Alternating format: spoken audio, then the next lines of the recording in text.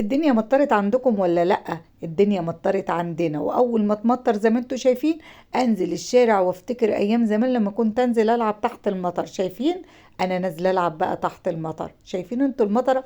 مبسوطة جدا قوي إن الدنيا النهاردة بتمطر، عشان كل اللي أشوفه تحت ويدعي لي دعوة حلوة تستجاب كده، والمطرة إيه نازلة وباب السما مفتوح.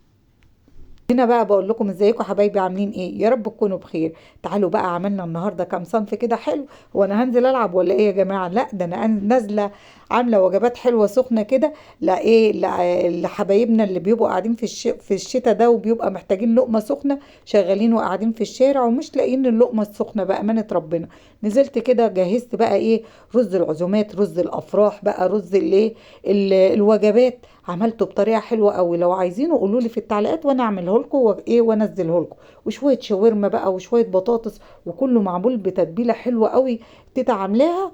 وانا كده هنزل لكم واحده واحده كده. خلاص، عبي بقى شويه الرز وشويه البطاطس. شايفين انتوا الفراخ المشويه بتاعتنا؟ عاملاها بتتبيله كده لذيذه زي ما عملنا امبارح القوانص من نفس التتبيله. بصوا النهارده تتبيله خطيره هنعمل بيها الوصفات بتاعتنا.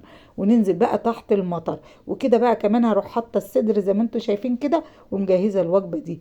عايزه اقول لكم بقى كمان نزلت للاطفال الصغيرين، هعمل لهم برضو كده وجبه كده صغيره. كنت عامله لهم بقى شويه شاورما كده حلوين، في شويه رز كده صغيرين وعلبه صغيره، واقفل بقى العلب بتاعتي. وهنا بقى بقول لكم لو عجبتكم الوصفه ما تنسوش طب لايك ومتابعه عشان يوصل لكم كل جديد يا حبايبي. ويلا اشوفكم على خير، واقول لكم السلام عليكم ورحمه الله وبركاته.